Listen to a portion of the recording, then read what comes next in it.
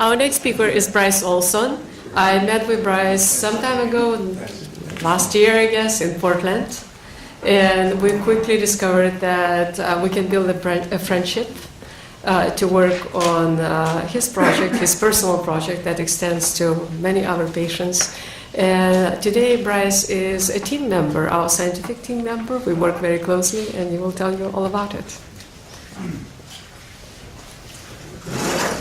Thank you. There's no mic, is there? Am I forced to have to stand next to No, I stuff? can give you one. All right. I like to walk around. My apologies. Oh, whoa. But if you...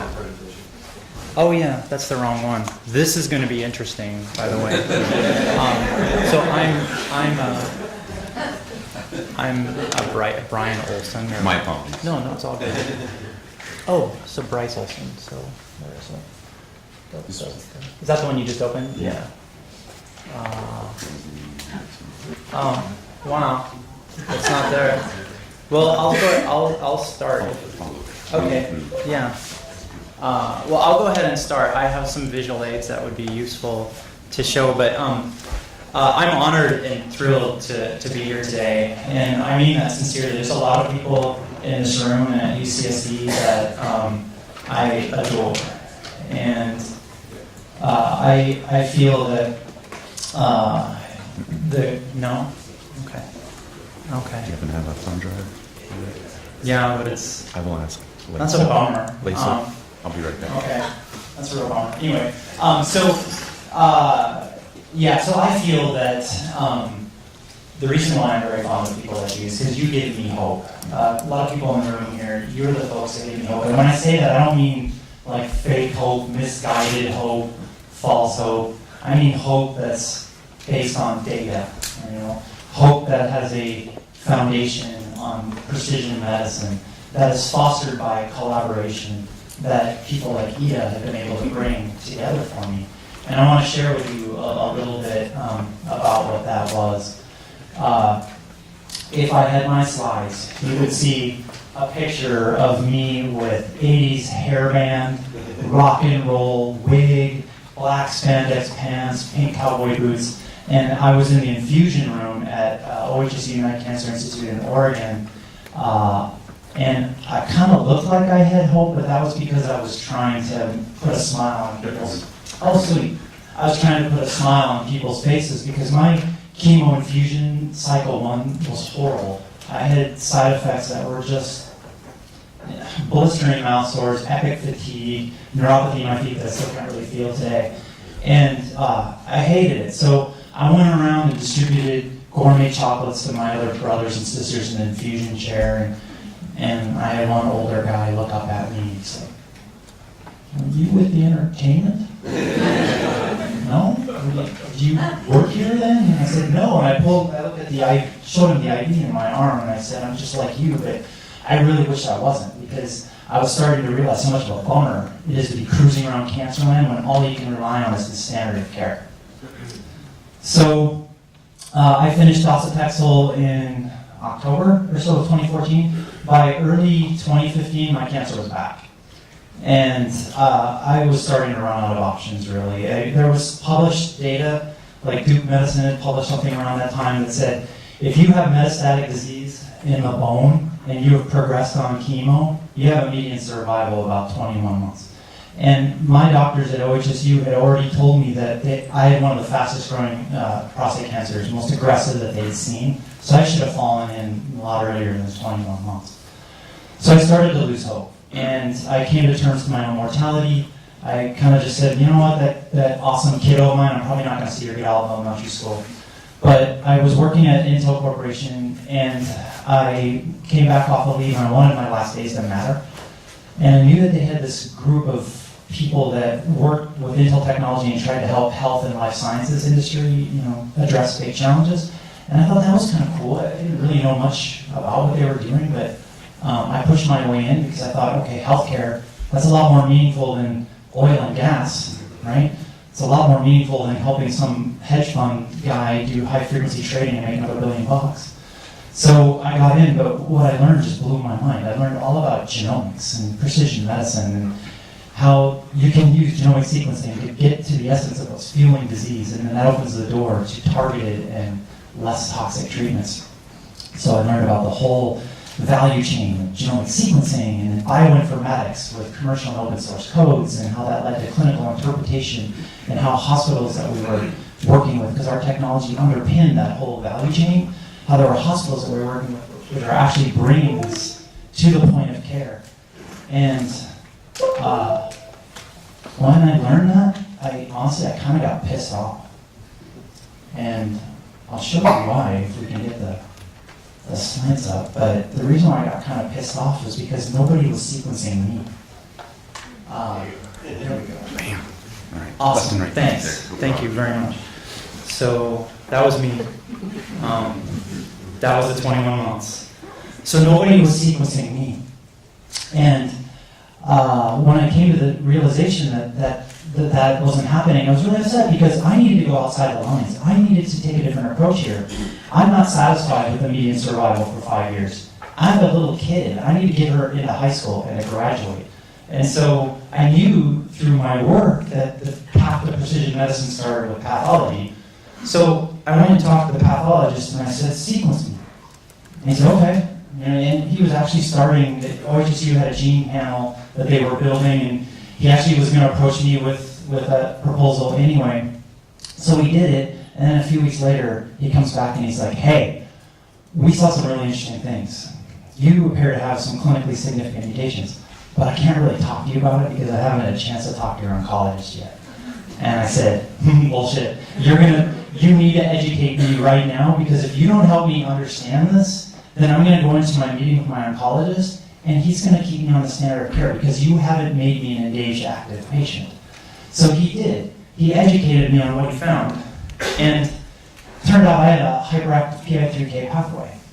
And it was hyperactive because the PI3K pathway was all screwed up. And then the P10 tumor suppressor gene was knocked out and it wasn't doing its job. So it's like my body put a brick on the accelerator, drained the brake fluid, and didn't tell me. So what does a mutant PI3K pathway needs? It needs a PI3K inhibitor. So this data, long story short, this data empowered me, right? Because as a cancer patient, you get really engaged in your care at two different times. Once when you get diagnosed, and second when you get a recurrence. But this represented a molecular diagnosis, something that could open up the door, something personalized for me. So my engagement meter was way up here. And I used that data, found a phase 1 trial in California at Cedars-Sinai that was testing a pan-PI3K mTOR inhibitor. I went on it, shut it down for 2 years. Nothing else worked. And not only did I shut it down, but the drug failed, ultimately. 90% of these phase 1 drugs fail. But it didn't fail me, right? I kind of went in with my own biomarker selection strategy. I found them. I used the data. I found them. It was phase 1, so they're really worried about safety, but I wanted to go in and be the molecular match for this thing. And so they made the spot for me. It worked. And I got N of 1 FDA single patient IND status out of it. So I was able to have all the remaining drug supply sent to Cedars-Sinai and for me. So that was really cool. But there's anxiety in being an N of 1 patient, right? Because now I'm not just a typical advanced prostate cancer patient. I'm a PI3K mutant prostate cancer patient who's been treated with PI3K inhibition. There's nobody out there at OHSU in the database that looks just like me. Nobody has the same molecular profile that has had the same treatments and outcomes as me. So the only way we're going to advance precision medicine for people like me is collaboration.